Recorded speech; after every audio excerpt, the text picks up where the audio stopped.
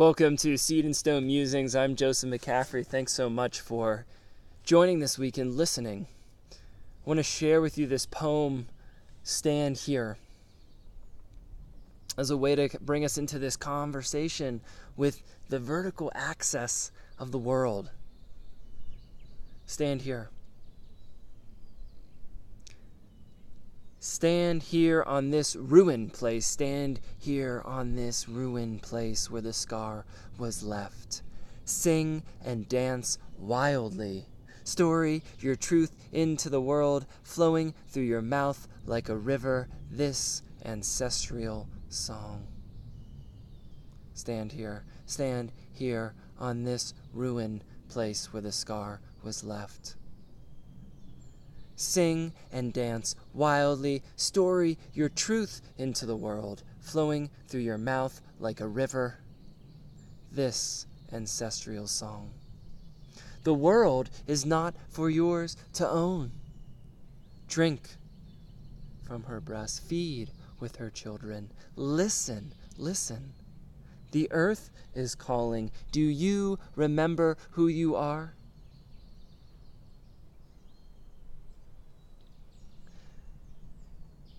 This horizontal plane which we live, that you are experiencing every day of your life. I am too. This going to work, our feelings, our emotions, our depression, our anxiety, our joy, our ecstasy around this horizontal plane, the day-to-day, some call it the mundane, and then this vertical axis, which is our mythopoetic, which is our soul and spirit, this that we have somehow left behind.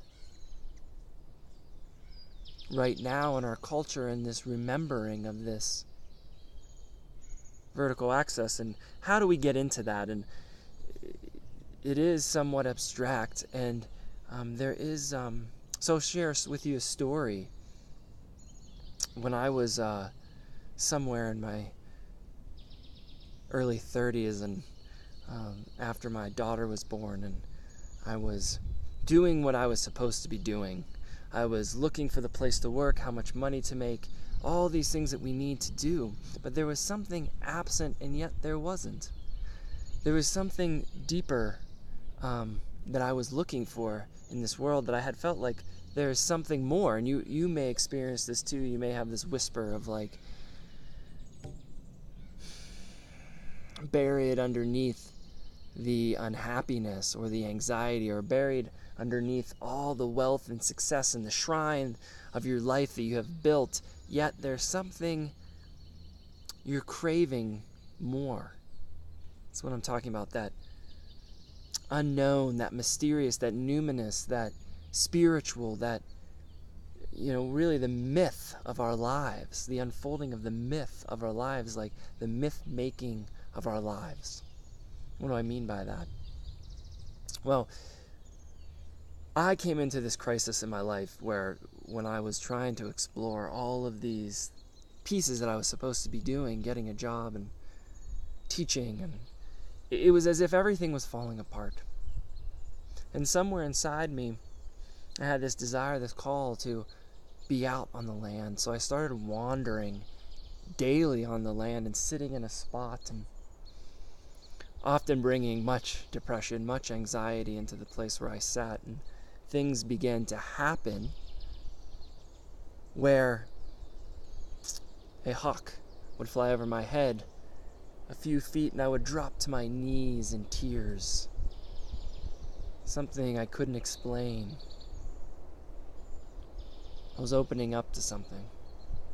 And I wandered for some time through the Southwest. And this one specific wander, I came to this river.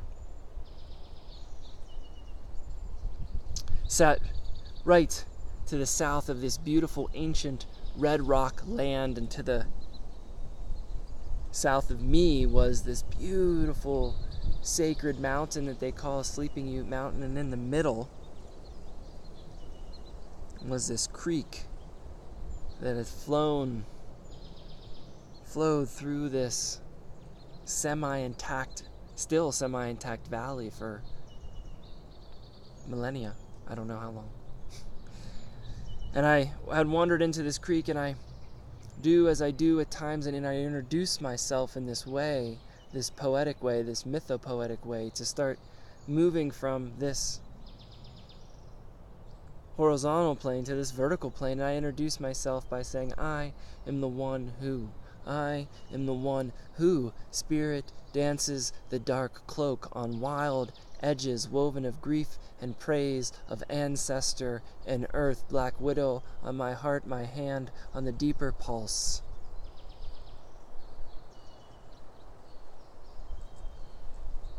The voice of my ancestors flowing through my mouth like a river. And I listened, as you do once you introduce yourself in this way. And the river had a story for me. And the story went something like this. The story was of a river that flowed somewhere to nowhere, from nowhere to somewhere. And it flowed, and it flowed, and it flowed in this void, in this vastness for some time. And as time went, the river began to dream, and it dreamed the highest mountaintops, snow-capped, jagged peaks, and meadows, and wildflowers, and trees, and animals. It dreamed its way down into the foothills, the flatlands, the prairies, and all the way down into the ocean, and it dreamed it all alive. And the river became happy with the birds and the insects and the animals that lived in harmony and relationship with this sacred river. And this river went flowing on until one moment where, bubbling from underneath the river, came this light. Thousands, millions of small little lights floating from the depths of the river upward.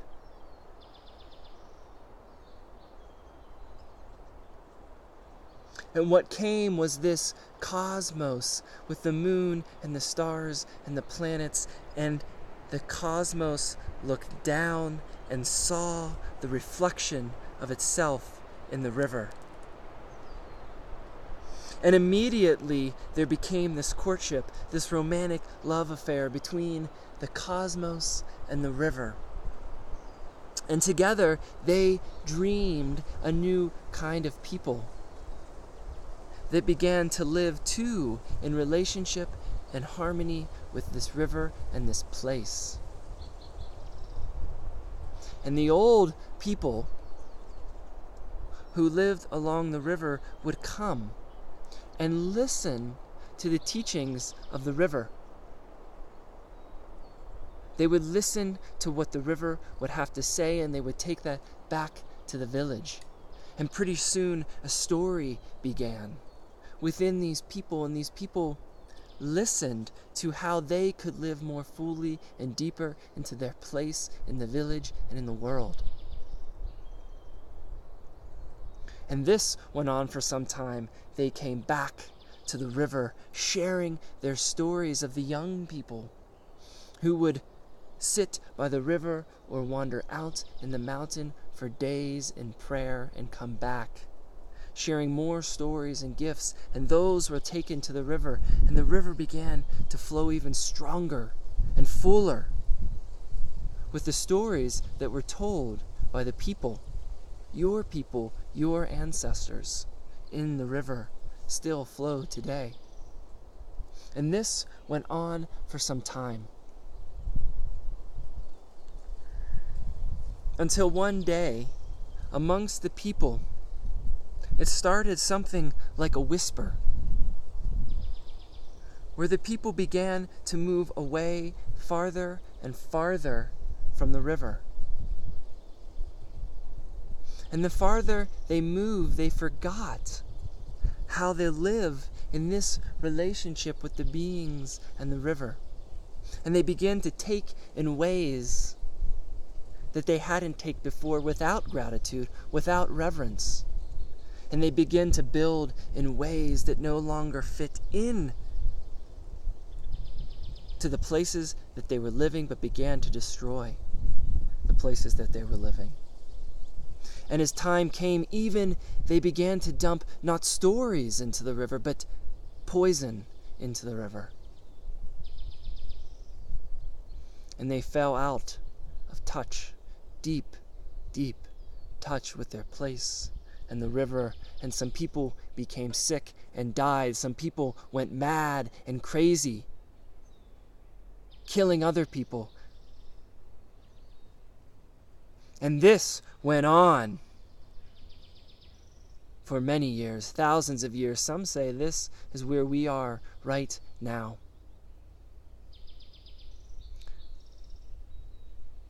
And as this happened, there were ones who began to remember something. They heard something, they felt something call them out of the way they were living, their unhappiness, their sadness, their grief. And one went down to the river, this boy, this girl, this one that had no gender, depending who's listening, went down to the river and remembered a prayer of their ancestor that came through there from somewhere, nowhere, flowing from here to there, came through them. And to their surprise, they began to pray. This prayer was filled of gratitude for what was left of the river, for what was left of the beings that still lived in harmony, remembering their original way of living. And as the prayer came forth through this one began to see the way that the beings, the plants, the birds, the animals lived. And the river spoke. And again, to the surprise of the one standing there, the river spoke and said, "Listen, listen.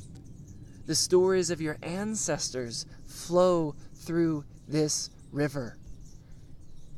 Listen, listen. The stories of your ancestors flow through this river, human and non-human."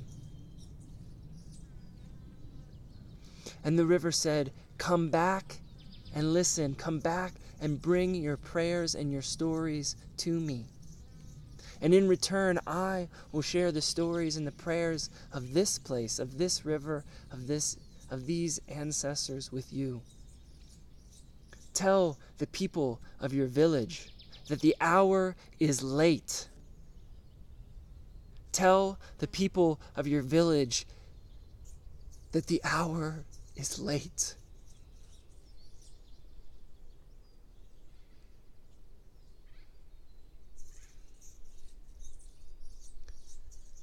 And to come to the river and listen."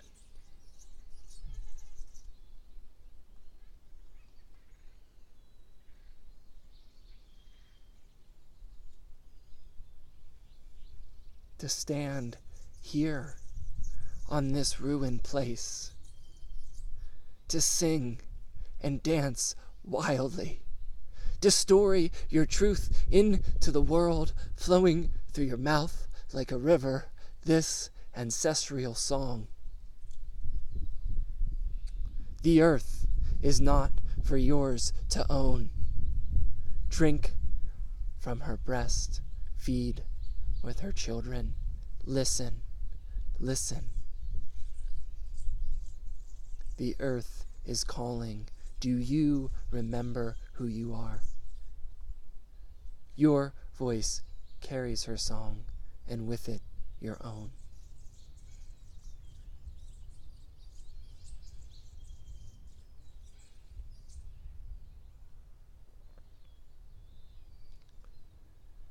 This story that was gifted to me comes from that vertical world. Comes from where this horizontal world meets this vertical world. And that each of us have within us this opportunity to experience and listen beyond the horizontal into the vertical. But that takes us creating the space in our lives to move into a conversation and opening to something else. And for me, it was sitting in the natural world every day. For some, it may be meditation or deep journey through the imagination, or a combination of all. But if you are experiencing this debilitating anxiety of what's happening in the culture, what's happening in the world right now,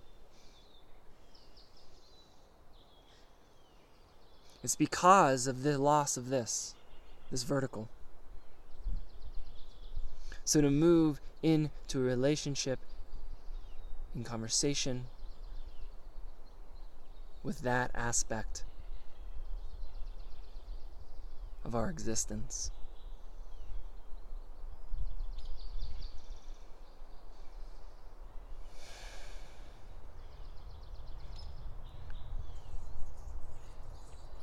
So for more, if you are longing that conversation, that opening,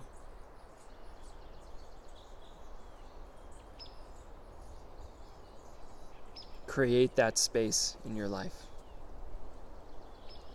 to sing and dance wildly, to story your truth into the world, standing on the ruins of our lives and the world, so that we may dream something bigger together.